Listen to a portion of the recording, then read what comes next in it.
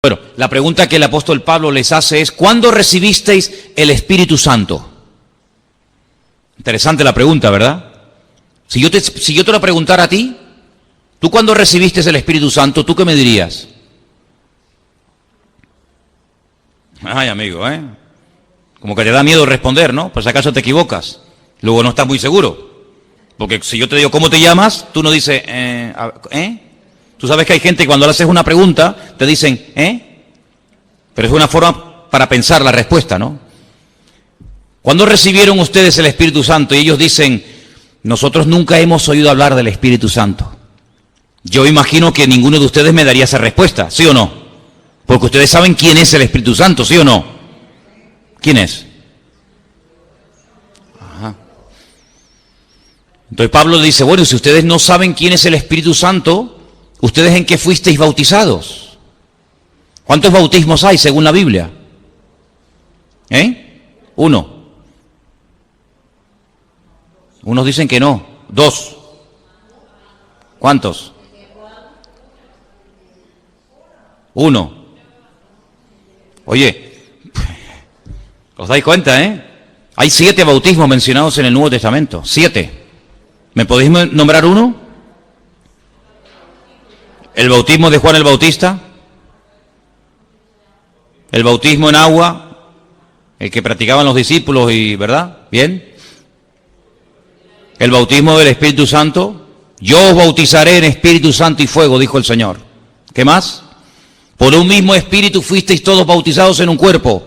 Bueno, no es el tema a tratar, pero para que veáis. Entonces, el apóstol Pablo dice, mira, vamos a hacer una cosa con ustedes. Ustedes fueron bautizados por Juan el Bautista hace 25 años atrás. Ustedes se han quedado anclados en el tiempo.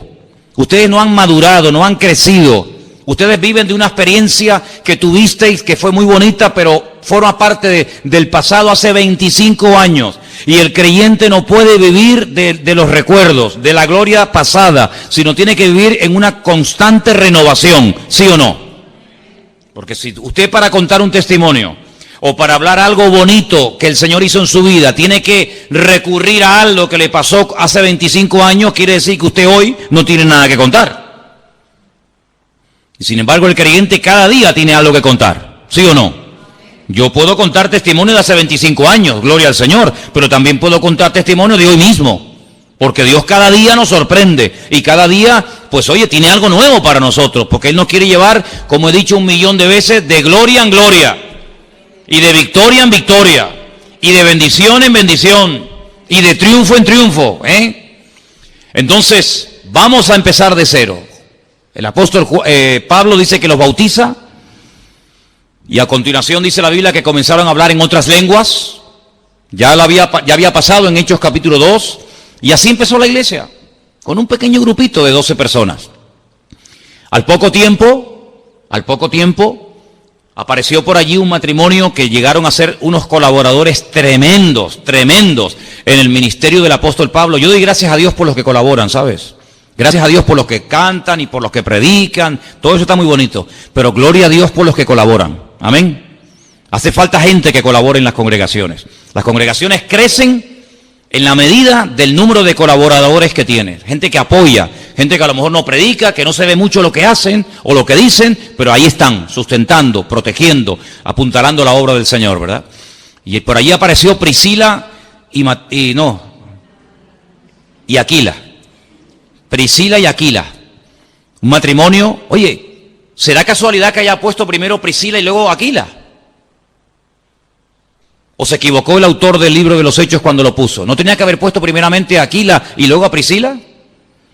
Tú fíjate cómo no hay casualidades, que cuando empieza el primer viaje misionero, el primero, dice que iba Bernabé y Saulo o Pablo. Pero más adelante dice que iba Pablo y Bernabé. Esto tiene una razón de ser. Priscila y Aquila se dedicaban al mismo oficio del apóstol Pablo. Y ahora, si yo les explicara lo que realmente significaba, lo que realmente era hacer tiendas de campaña, no tiene nada que ver con lo que la mayoría de las veces nos hemos imaginado. El apóstol Pablo era fabricante de talit, Y por eso él tenía tanto acceso a las sinagogas de los judíos y por eso era tan bien recibido, ¿verdad? Pero bueno, vamos a dejar eso a un lado. La cuestión está en que tiene a Priscila y Aquila como colaboradores de la iglesia en Éfeso. Al poco tiempo aparece Tíquico. Al poco tiempo se une al equipo ministerial Timoteo. Y mira tú por dónde, ¿sabes quién estaba de miembro en la iglesia de Éfeso? El apóstol Juan. Sí, el que escribió el Apocalipsis, el Evangelio, allí estaba. ¿Pero con quién estaba? ¿Con quién estaba Juan? No. Tampoco. Estaba con una mujer muy importante. Estaba con María, la madre de Jesús, ¿o no? Porque en la cruz el Señor le dijo, Juan, ahí está tu madre. Mujer, ahí está tu hijo. Y Juan se la llevó a su casa. Y la historia secular cuenta que durante muchos años María y Juan, el amado, eran miembros de la iglesia de Éfeso, en la que Pablo estuvo 2 años. El día de la despedida, cuando Pablo dijo, hermanos, mi tiempo aquí se ha terminado, me tengo que ir a otro lugar.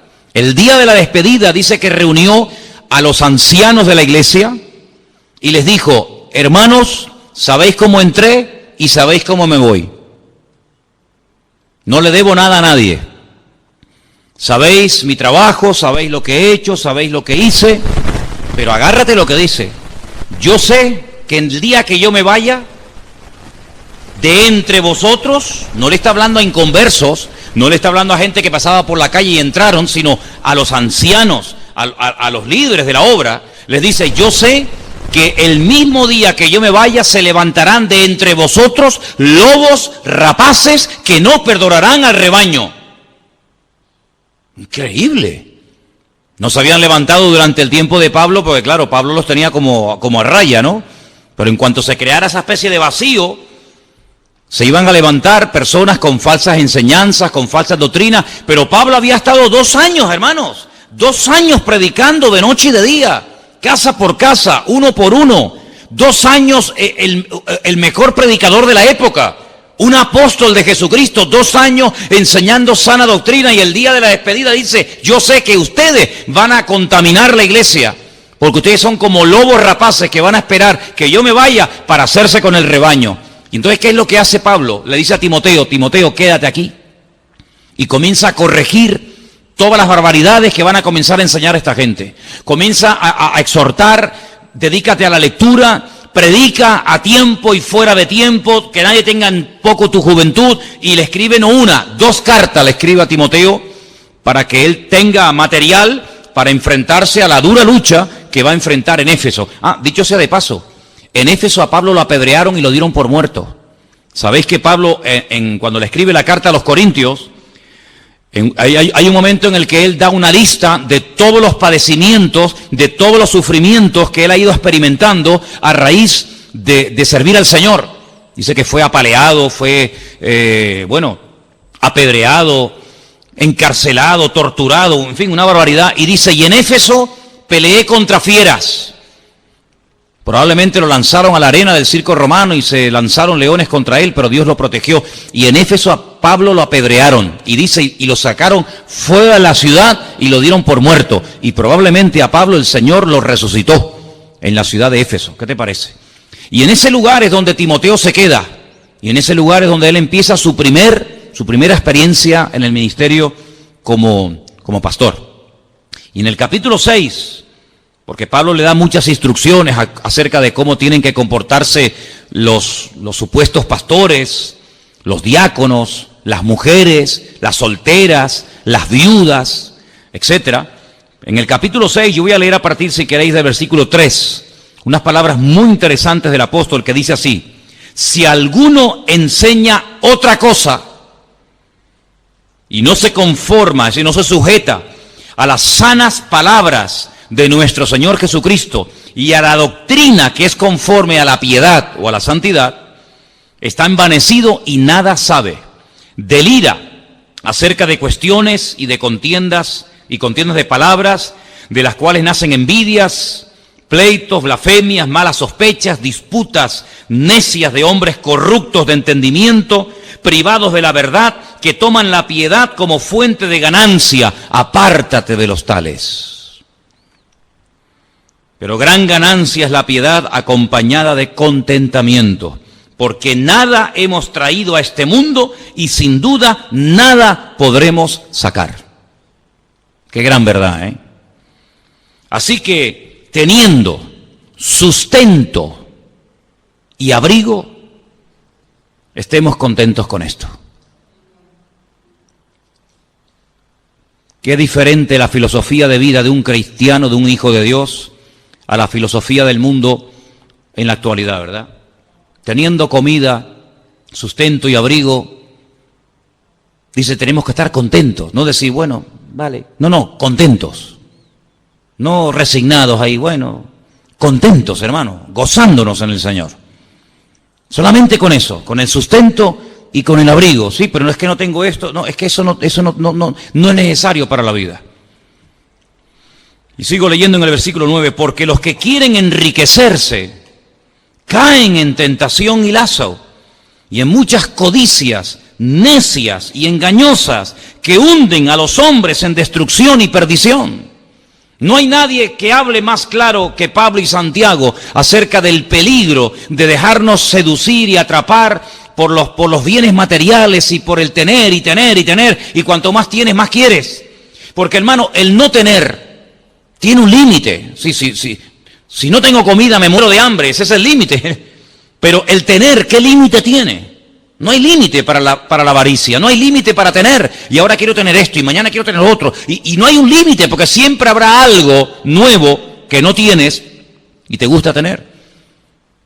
Pero la palabra de Dios nos enseña que nosotros no tenemos que entrar en ese juego, en esas vanidades absurdas de tener y tener y tener y tener y tener, sino que teniendo, como acabamos de leer, sustento y abrigo, estemos contentos con esto. Hoy ha habido gente en el mundo que ha muerto de hambre, hermanos. Hoy, sí, hoy mismo. Mientras tú y yo estamos aquí en la iglesia, alabando a Dios y gloria a Dios y aleluya y cada uno con la suya. Pues hoy ha habido gente en el mundo que ha muerto de hambre. ¿Qué te parece? En pleno siglo XXI, que haya gente que muera de hambre, con toda la comida que se tira, con todos los recursos que hay, pues sí, hermano, todavía hay gente que muere de hambre. Y esta noche habrá gente que duerma a la intemperie. Mira Nepal, mira el terremoto ese tremendo. Dice que ya van como, no sé, 5, 6, 7, 8 mil, y aparte nunca sabrán los que realmente murieron, porque por esas aldeas, a esas altitudes, quién sabe cuánta gente vive allí. Se desmoronó la montaña y tú te crees que te van a poner a contar los muertos. Olvídate. Tremendo, ¿no? Tremendo, ¿no? Y nosotros esta noche, gracias a Dios, podemos dormir en una cama y tranquilos y cubiertos. Así que, hermanos, ¿cuántos motivos tenemos para darle gracias a Dios? Amén. Amén. Y ahora viene un versículo que es tremendo, ¿no? Dice, porque raíz de todos los males es el amor al dinero. Fíjate que no menciona el dinero, sino el amor al dinero, que es otra cosa. El cual, codiciando algunos, fíjate lo que dice aquí, se extraviaron de la fe. Luego la habían conocido, habían experimentado el amor del Señor. Capaz que hasta servían al Señor. Dice, pero se extraviaron de la fe y fueron traspasados de muchos dolores. ¿Sabes que en la segunda carta, la segunda carta que Pablo le escribe a Timoteo, él dice que cuando lo sacaron de la cárcel para hacerle el juicio, bueno, le hicieron varios, ¿no? Pero dice, la primera vez que lo juzgaron, la primera vez que le tomaron declaración, dice, yo estuve más solo que la una, nadie estuvo a mi lado. Dice que un tal Alejandro, que era uno de los que viajaban con ellos, predicando y fundando iglesias y levantando la obra del Señor, dice que se le fue. Y encima se le fue causándole unos problemas terribles. Y después menciona un tal Demas, que es mencionado en otras cartas, no solamente en la carta de Pablo a Timoteo, sino en otras también. Y dice, y Demas me ha dejado, dice, amando a este mundo. Es decir, el mundo lo arrastró, lo atrajo como un imán, de tal manera que dejó a Cristo, dejó el ministerio, dejó la predicación, lo dejó todo, porque el mundo le lanzó el guante y lo atrapó. Y este era uno de los que se dedicaba a predicar la palabra. Uno de los que viajaba con Pablo, y con Pablo, dicho sea de paso, no viajaba cualquiera, no viajaba cualquiera. De hecho, todos conocemos el incidente, ¿verdad?, que hubo en cierta ocasión ya en el primer viaje misionero entre Pablo y Marcos. ¿Sabéis o no? Dice la Biblia que, bueno, llegó un momento en el que Pablo viajaba con Bernabé y Bernabé se llevó a su sobrino, a Juan Marcos, el que después escribiría el primer evangelio que lleva su nombre. Y dice que a la primera de cambio, cuando comenzaron, en fin, las persecuciones, las luchas, en fin, las cosas a ponerse duras y difíciles, Juan Marcos se volvió y los dejó.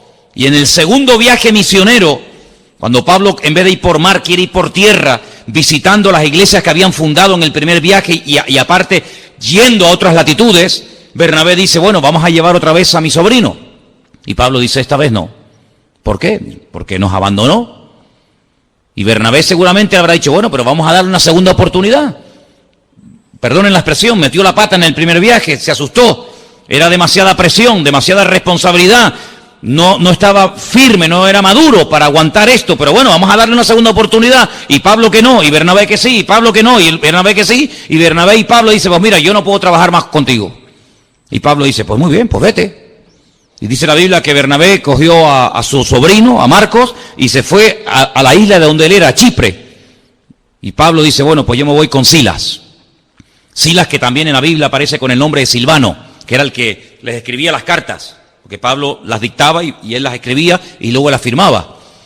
Y la Biblia pues nos dice que se separaron durante años y no volvieron a trabajar juntos. Fíjate lo exigente que era Pablo, que como la liaras una vez, cruz y raya, se acabó. Contigo no se puede contar para esto por lo menos.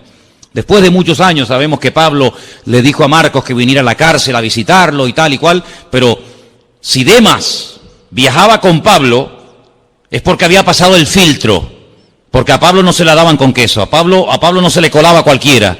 Pues a ese que viajaba con Pablo, a ese que sirvió al Señor en el ministerio juntamente con Pablo, dice que lo abandonó por amor a este mundo. Así que no solamente una persona que no es pastor y que no sirve al Señor, digamos, a tiempo completo, puede ser en un momento determinado engañado y atrapado y engañado por el mundo, sino que también pastores. Y gente que servía al Señor lo abandonan. Y tengo que decir lamentablemente que yo he conocido, no muchos, gracias a Dios, no muchos, pero he conocido 3, 4, tal vez 5 pastores que por los negocios hablaron con sus respectivas congregaciones que se iban a dedicar un tiempo a los negocios, iban a ganar dinero y que con ese dinero iban después a financiar la obra y la obra iba a estar mucho mejor y abandonaron el ministerio y nunca más volvieron.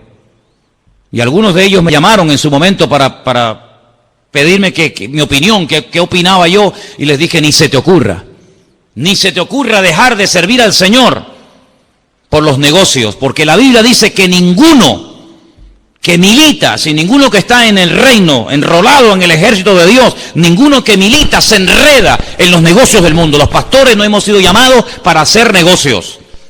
Déjaselo a las ovejas. Déjaselo a los miembros de la iglesia que se dediquen a esas cosas, pero los pastores no estamos para hacer negocios de ningún tipo. A mí me han propuesto negocios, pastores de aquí de las islas. Oye, mira que hay este negocio que tú puedes ganar mucho dinero y con ese dinero pagas el alquiler de la iglesia y con ese dinero no sé qué. Digo, no se te ocurra nunca más volverme a llamar para ofrecerme tal cosa. Y algunos querían insistir y les tuve que hasta casi decir, mira, si me vuelves a llamar por esto te cuelgo el teléfono. Yo tengo prohibido categóricamente dedicarme al mundo de los negocios, porque yo soy una persona que ha sido llamada exclusivamente para servir al Señor. Yo no voy a dejar de servir al Señor ni de pastorear porque vaya a ganar mucho dinero. Es que yo no estoy en esto por dinero, yo no estoy en esto. Ayer Elena y yo hablamos, nosotros hemos vivido en la península sin ser pastores, como evangelistas itinerantes, viajando por aquí, yendo por allá, sin recibir ni un solo centavo, y hemos vivido por fe, no solamente antes de venir aquí, sino en otras ocasiones. Sabemos lo que es vivir por fe totalmente, totalmente. Sabemos lo que es sentarnos a la mesa con el plato vacío y orar y tocar a la puerta y el Señor suplirnos. Sé lo que es viajar horas y horas. Por eso te decía el otro día, David, que tu testimonio me impactó cuando veías que la gasolina del coche, ¿no? Subió y, hermano, yo venía de Barcelona un día, yo me fui de Galicia, 1200 kilómetros, Pontevedra, Barcelona, prediqué durante una semana y cuando regresé en esa congregación no me habían dado ni un centavo me habían dado y volvía con las manos vacías.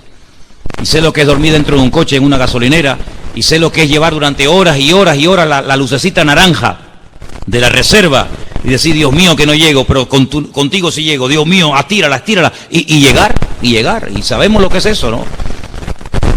Pero no es una tentación, no debería ser una tentación para una persona que sirva al Señor, tampoco para un cristiano, pero para uno que sirva al Señor menos todavía, no debería ser una tentación el tema económico, porque la Biblia dice, y lo vuelvo a repetir, que el que milita nos enreda en los negocios de esta vida. Y además de eso, hay una amonestación tremenda que hemos leído esta noche, que dice que el amor al dinero es la raíz de todos los males.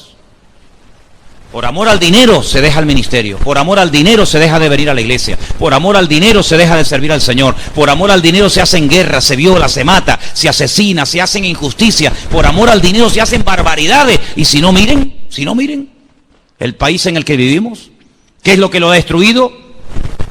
El amor al dinero, el amor al dinero. Y ahora le están pidiendo a la pobre gente que lleve su DNI deprisa y corriendo al banco, porque si no te bloquean la cuenta y no sé qué, no sé cuánto. ¿Y por qué no se lo han pedido a todos estos sinvergüenzas ladrones que han robado millones y millones y saben que han robado y no van a devolver ni un centavo? Ese es el mundo en el que vivimos, el amor al dinero, ¿verdad? Y ganan sueldos alucinantes que ni en toda la vida tú y yo vamos a vivir, pero quieren más y más y más. Y yo tengo 1 millón y quiero 5, y tengo 5 y quiero 100 y quiero 100. Miren al yerno del rey. ¿Qué más podía pedir ese muchacho? Casado con la hija del rey de España. Tenía su vida garantizada ya para siempre, él, sus hijos, sus nietos, pero la avaricia, el tener más, y una casa, y el otro, y lo otro. El amor al dinero, dice la Biblia, es la raíz de todos los males. Y nosotros no tenemos que entrar en ese terreno, porque es un terreno tremendamente peligroso. El poder y el dinero corrompen a la persona si no está bien parada, si no está bien arraigada en las cosas del Señor. Mire, el hombre más sabio de la tierra, que fue Salomón, según nos cuenta la Biblia, en el libro de Proverbios, capítulo 30, Proverbios, estamos en el Antiguo Testamento, si queréis yo os lo leo, versículos 8 y 9, dice unas palabras tremendas. Bueno, se ve que sabía la teoría, pero luego la práctica le costó un poco llevarla a la práctica, ¿no? Pero bueno, por lo menos la teoría la escribió y la sabía. Proverbios 30, 8 y 9 dice: 2 cosas te he demandado, no me las niegues antes de que muera. Vanidad y palabra mentirosa aparta de mí. No me des pobreza ni riqueza. Son los dos extremos, ¿no? Manténme del pan necesario, no sea que me sacie y te niegue y diga: ¿quién es Dios? ¿Quién es Dios? O que siendo pobre hurte y blasfeme el nombre de mi Dios. Ahí la sabiduría le funcionó y él sabía perfectamente que tanto un extremo, la miseria, la pobreza, como la superabundancia, son 2 peligros que terminan matando y destruyendo la vida del hombre. La pregunta que yo les quería hacer esta tarde acerca de este tema es: ¿se puede en la iglesia, o mejor dicho, habla la Biblia del tema del dinero?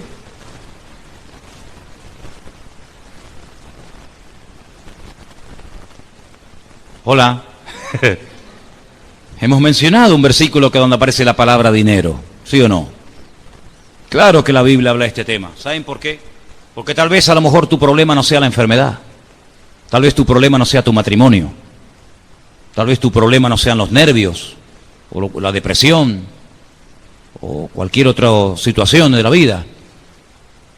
Pero tarde o temprano el tema económico de alguna manera u otra nos va a afectar a todos, ¿sí o no? A todos nos va a afectar, porque vivimos en un mundo donde hay un sistema creado por el hombre. Y en ese mundo vivimos, aunque no somos de este mundo, estamos de paso, pero por vivir en este mundo, cuando llega final de mes, tenemos que pagar, los que tengan casa en propiedad, su hipoteca, los que vivimos de alquiler, nuestro alquiler. Cuando llega el recibo de la luz hay que pagarlo con dinero. Cuando quieres poner gasolina en el coche hay que utilizar dinero. Cuando quieres comprarte un par de zapatos porque te hacen falta tienes que utilizar dinero. Cuando quieres llamar a tu familia que está en el otro punto de la tierra tienes que pagar con dinero. En fin, todo hoy en día gira en torno al dinero. Y con el dinero se pueden hacer muchas cosas buenas, claro que sí. Con el dinero se pueden abrir iglesias, se pueden comprar Biblias, se puede comprar cosas para ayudar a la gente. Habéis visto en la pantalla, habéis visto lo que se hizo en su día, gracias al Señor, con el dinero que entraba, se pudo comprar un terreno donde hoy en día hay niños huérfanos ¿verdad? Que si no fuera por la ayuda que reciben estarían por las calles tirados como perros, muertos de hambre, o sabe Dios qué, ¿verdad? Con el dinero se pueden hacer maravillas, pero también se pueden hacer auténticas barbaridades. Auténticas barbaridades. Fíjate tú, hermano, que el día que el Señor Jesucristo resucitó, y los fariseos y los escribas y los sumos sacerdotes sabían que había resucitado, porque ellos sabían perfectamente que el testimonio de la guardia romana era un testimonio fidedigno. Ellos sabían perfectamente que la resurrección se había producido, pero no querían aceptarla. No querían decir, oye, nos hemos equivocado, hemos matado al Mesías y al final era quien él dijo que era, el Mesías, y ha resucitado. Bueno, vamos a pedirle al Señor perdón. No. Inventaron un rollo, inventaron una historia y le ofrecieron a los soldados romanos dinero para que dijeran, si os preguntan, ¿qué pasó? ¿Qué pasó con el cuerpo de Jesús? ¿Resucitó? ¿No resucitó? ¿Qué fue? Dice que los sobornaron, les dieron dinero para que le dijeran a la gente, no, es que nos quedamos dormidos. Fíjate, 16 soldados romanos nos quedamos dormidos, vinieron de noche sus discípulos, pasaron por encima de nosotros, rodaron la piedra, antes cortaron el sello romano, sacaron al muerto fuera y no nos hemos enterado. Y dice, y este dicho llega hasta el día de hoy. Es decir, que cuando se escribieron los evangelios todavía corría la bola en el mundo de que era mentira que Jesús había resucitado, sino que sus discípulos robaron el cuerpo y fue todo por un soborno con dinero. Entonces, con dinero se pueden hacer maravillas y con dinero se pueden hacer auténticas barbaridades. Porque el dinero es un instrumento, es un buen siervo, pero es muy mal amo, es tremendamente cruel. Si lo usas, será una bendición. Si te usa, te destruirá. Si lo usas adecuadamente, si lo administras, si lo canalizas para el fin por el cual Dios te lo dio, será una bendición. De hecho, el martes en la clase de discipulado pusimos en una pizarra las listas, las 2 listas que hay en el Nuevo Testamento de lo que llamamos los dones del Espíritu Santo, que están en Romanos capítulo 12 y Primera de Corintios capítulo 12, y uno de los dones es el don de repartir. Si la persona que Dios le provee, la persona que Dios lo prospera, pero que tiene claro que es como una herramienta que Dios le da, como a mí me da la herramienta de la predicación, pues a otros le da la herramienta de los recursos para que pueda el evangelio correr y no se detenga la obra. Eso es un don. Eso es un don que no todo el mundo tiene. Porque no significa que porque una persona tenga muchos recursos, tiene el don. Pero hay un don en la Biblia. Y tenemos que pedirle al Señor el don de la generosidad. ¿Cuántos dicen amén? El don de la generosidad, porque eso es el don de repartir. Ser generoso, abrir la mano y cubrir las necesidades de la obra. Es un don, como el hablar en lenguas, como interpretar mensajes, como profetizar y como otros dones así que nos llaman mucho la atención. Pues hay un don que es el de servir, otro que es el de organizar o presidir, otro que es el de hacer misericordia, ¿verdad? Todo lo que tiene que ver con la obra social, etcétera. Y hay un don que es el de repartir. ¿Repartir qué? Pues lo que Dios te da, mijo. Lo que Dios te da, ¿para qué? Para ti, no. Para ti también, pero sobre todo para repartir, para que haya igualdad en el cuerpo de Cristo. Eso dice la Biblia. Eso es lo que dice la palabra de Dios. Por lo tanto, el dinero como instrumento es muy poderoso. Tú imagínate que tuviéramos ahora 100.000 euros, 200.000 euros, por ejemplo, en la cuenta de la iglesia. Yo mañana mismo me voy a alquilar un local. ¿Dónde? Me voy a alquilar uno a Candelaria, que no hay iglesia, me voy a La Laguna, que no hay iglesia. La Laguna, 200.000 habitantes. Ciudad universitaria, donde hay miles y miles de jóvenes, incluso que vienen de otras islas. Pues yo me voy mañana con el equipito de sonido que nos regalaron, con las sillas que nos regalaron, y me alquilo un local en Laguna y pongo fuera iglesia, vida nueva, tal, culto, martes y sábado por la tarde. Aquí, jueves y domingo por la tarde. Y en Candelaria, lunes y viernes. Y predico todos los días, yo no tengo problema en eso, a mí me encanta eso. Sí, pero vete a alquilar un local en Candelaria. Te van a pedir 2 meses, el mes de no sé qué, el mes de fianza. Si tuviéramos recursos, madre mía, y nos iríamos a otras islas. Y le pagaríamos la universidad a algún hermano de la iglesia. Por ejemplo, tenemos el caso, perdone si no nombro a otro, pero es el primero que me viene a la cabeza. Esta chica, ¿cómo se llama? Leana. No le dieron la beca y tuvo que dejar sus estudios universitarios. Porque no le dieron a la pobre la beca. ¿Y cuánto le la beca? Pues nada, tampoco estamos hablando de millones. Si la iglesia tuviera recursos, becaba a los jóvenes para que fueran jóvenes todos universitarios.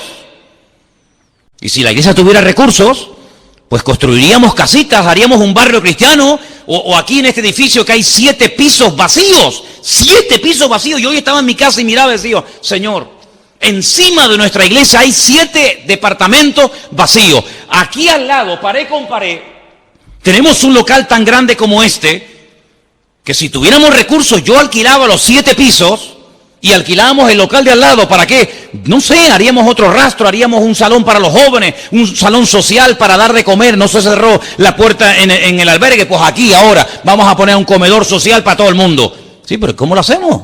¿Cómo lo hacemos? O sea, están pidiendo 1.000 euros de alquiler por este local. Y por poco que pidan van a pedir 300 o 400 euros por cada piso. Si tuviéramos 7 podríamos ayudar a las familias necesitadas de la obra. Con dinero, hermanos, se pueden hacer maravillas. Iglesias, financiar pastores, abrir centros de rehabilitación, lo que quieras, pero si no hay dinero, pues hay que conformarse con lo que hay. Pero fíjate el mundo cómo utiliza para lo malo sus recursos. Y la droga, el dinero y los miles de millones que producen, ¿para qué? Para guerras, para derrocar gobiernos, para matar gente, para matar criaturas, para secuestro, para violar. La raíz de todos los males es el amor al dinero. Por eso tenemos que orar al Señor, y hermano, y no es pecado hacerlo. Orar para que Dios nos dé recursos, no solamente recursos humanos, sino también recursos materiales. ¿Cuántos dicen amén? Yo me acuerdo cuando vinimos de un viaje de África y nada más entrar por la puerta de la iglesia en el puerto de la Cruz, me acordaré toda mi vida como si fuera ahora. Habían allí dos hermanas de visita. Claro, cuando uno venía de África, imagínate cómo venía. Vienes encendido de África, ¿no? Viendo la necesidad, viendo la basura, viendo a los chiquillos. Veníamos de allí locos y querías meter a todo el mundo en la visión de África. Y estaba allí una señora y nada más terminar el culto me dice, ¿me deja su número de cuenta? Y le dije, ¿para qué? Pensé que me iba a pedir algo. Si no, porque quiero dar una ofrenda a la iglesia. Digo, entonces usted necesita la cuenta de la iglesia, no la cuenta mía. Eso, la cuenta de la iglesia. Digo, mira, ahí está Armando, me acordaré que estaba allí. Digo, háblese con ese hermano que está ahí. Él le da el número de la cuenta de la iglesia. Y dio 10.000 euros.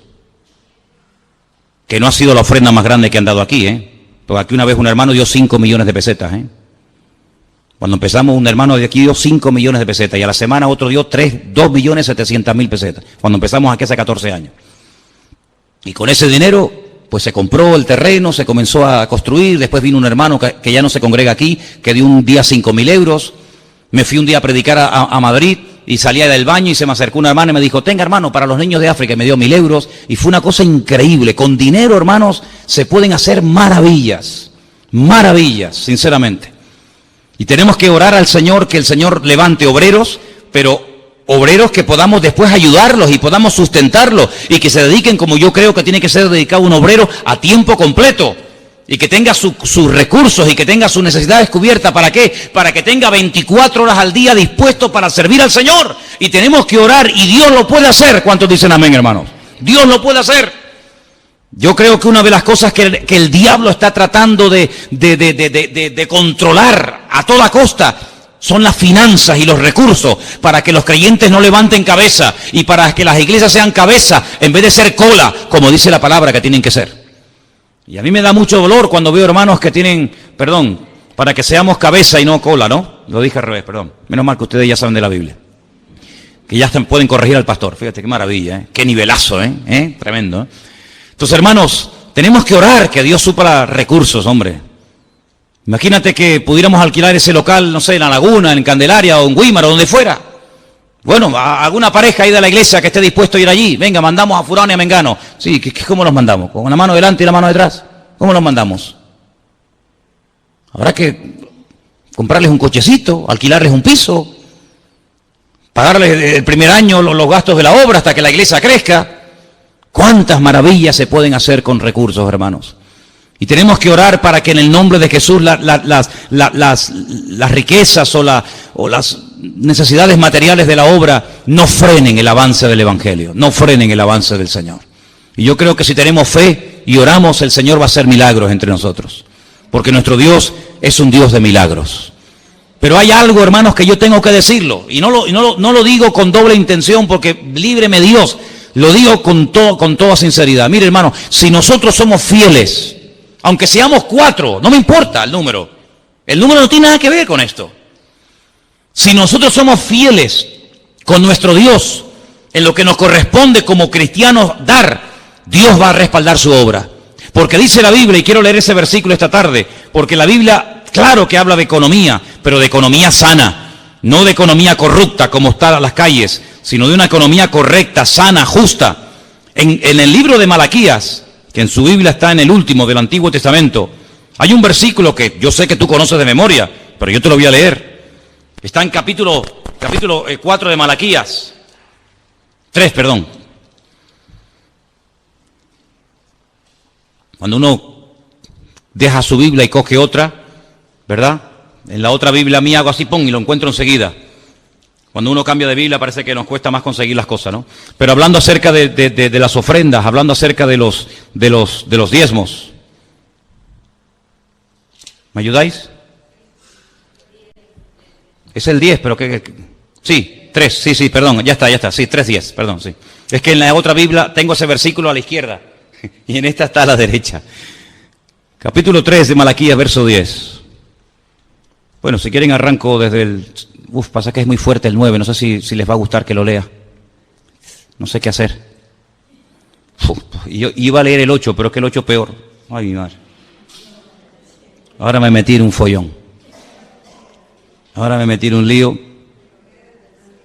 ¿Puedo leer el 8? Tú eres el que me estás diciendo que lo lea, ¿eh? ¿Robará el hombre a Dios? Y tú dices, ¿cómo va a robar un hombre a Dios? ¿Se puede robar a Dios? Bueno, vamos a seguir leyendo. Vosotros me habéis robado. Y dijisteis, ¿en qué? ¿En qué te hemos robado a ti? Y dice el Señor, en vuestros diezmos y en vuestras ofrendas. Yo te dije que el versículo era muy fuerte, ¿eh? Yo te dije que el versículo era tremendo. ¿Me dejáis leer el 9? Bueno.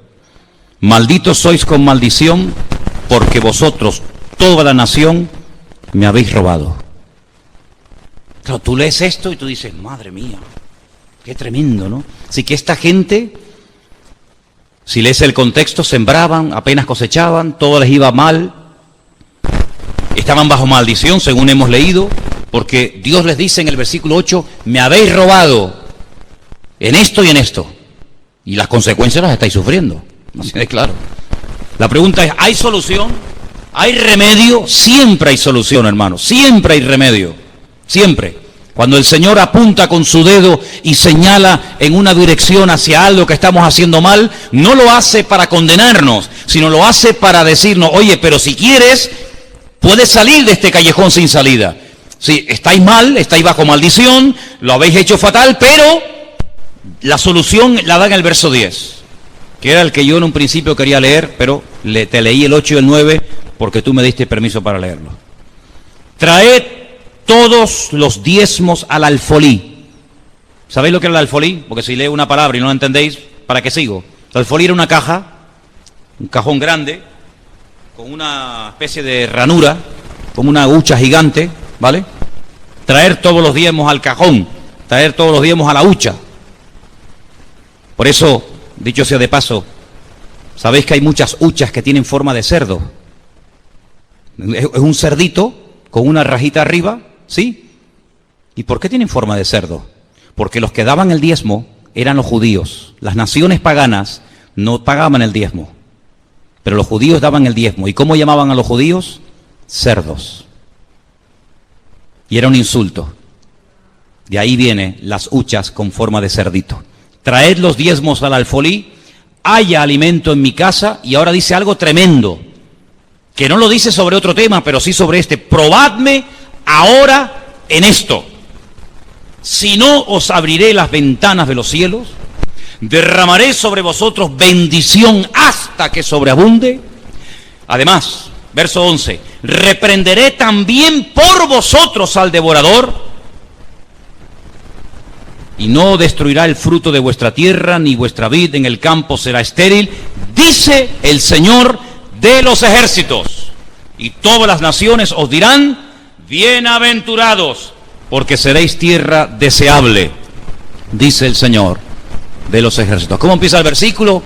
Malditos sois con maldición, mira cómo os va la vida, mira la situación en la que estáis, cómo termina la historia. Seréis la envidia de las naciones, tierra deseada, tierra bendecida, tierra prosperada. ¿Por qué? Porque cuando ustedes escogen un camino donde ustedes son los que ponen las normas, donde ustedes son los que me estáis mirando a mí, ¿verdad? Estáis mirando a mí, al que predica. Siempre se mira al que predica, no al que entra ni al que sale. Cuando una persona hace su voluntad, cuando una persona hace las cosas a su manera, pues las consecuencias son terribles. Cuando una persona escoge el camino del Señor, obedece al Señor, cumple su palabra, dice aquí que se llegarían a ser una nación deseable para todas las naciones.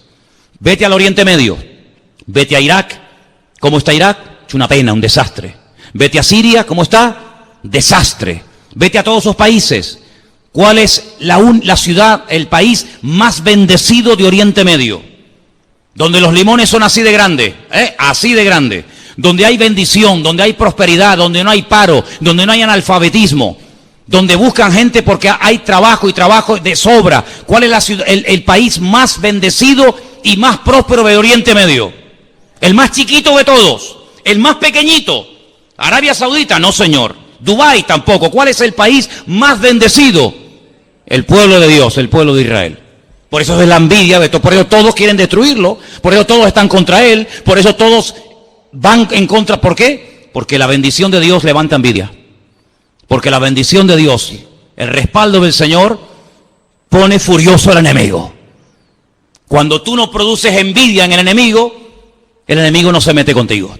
Cuando tú eres una persona bendecida, cuando el gozo del Señor es tu fortaleza, cuando el Señor te va abriendo puertas, todas aquellas personas que dicen que no creen en Dios, en lo más profundo de su corazón te tienen envidia y celos. ¿Por qué? Porque ven el respaldo del Señor sobre tu vida. Fíjate qué curioso, te voy a poner un ejemplo. Un esclavo, un muchacho que no lo quieren ni sus hermanos, sus propios hermanos carnales ni lo quieren, no lo pueden ver en pintura, le han puesto un mote. Antiguamente, aquí había gente que se conocía más por el mote que realmente por su nombre propio. Ahí viene el soñador.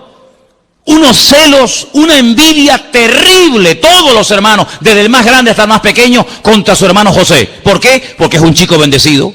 Porque es un chico que tiene comunión con el Señor, Dios le habla, Dios le da sueño, Dios le da revelación, y la envidia, te vuelvo a repetir, siempre despierta envidia y celos en la gente que te rodea. ¿Qué es lo que quieren hacer? Matarlo, acabar con su vida, lo meten en un pozo, lo quieren matar de hambre, lo quieren matar de sed. Rubén dice, no, vamos a hacer algo, vamos a venderlo porque ya matarlo es muy duro. Pero bueno, y cuando vayamos a la casa y nuestro padre nos pregunte por nuestro hermano, ¿qué le decimos? Si él lo mandó. Y ahora cuando vayamos nosotros y José se queda aquí, ¿qué le decimos? Bueno, inventamos una mentira. Le quitamos la ropa, que era una ropa de colores que él llevaba, la teñimos con sangre de un animal y le decimos a nuestro padre que José ha sido despedazado por una fiera del campo y ha muerto. Fíjate qué crueles, qué crueles. Ni uno dijo, no hagamos eso. ¿Cómo le vamos a decir a papá eso? Y un año y otro año, y ninguno hablaba, todos callados como zorros. Y José, el pobrecito, allí más solo que la una en Egipto. Pero dice la Biblia que el Señor estaba con José. ¿Cuántos dicen amén? La Biblia no dice, pero el Señor estaba con Rubén, el Señor estaba con Neftalí, el Señor estaba con Gad o con Aser. No, el Señor estaba con aquel que aparentemente era el que peor estaba. Solo, abandonado, tirado allí como un perro en Egipto sin entender ni papa, porque él hablaba hebreo, allí se hablaba en el idioma de los egipcios, árabe, él no entendía nada, sin padre, sin madre, sin comérselo ni bebérselo, más solo que la una. Lo compra un señor llamado Potifar. Y se da cuenta que este muchacho es distinto. Se da cuenta que este joven es diferente.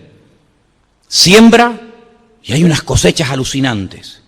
Organiza el ganado y el ganado es sano, robusto y fuerte.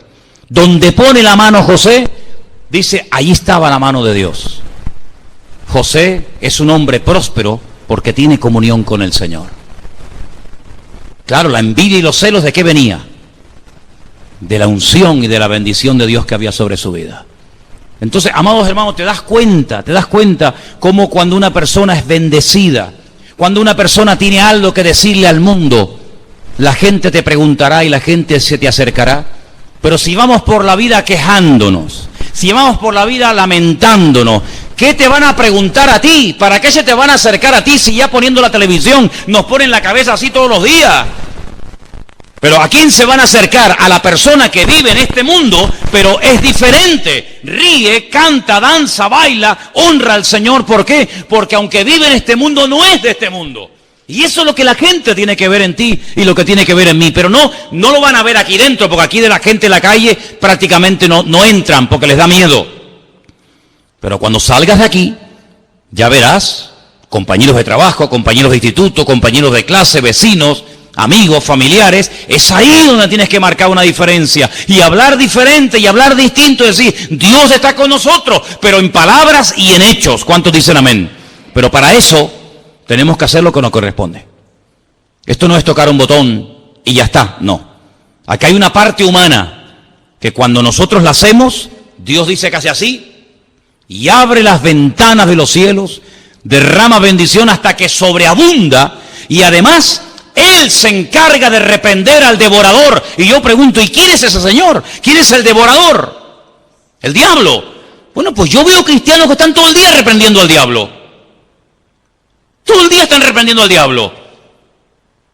Pero si el Señor dice, pero si tú haces tu parte, el que lo voy a reprender voy a ser yo.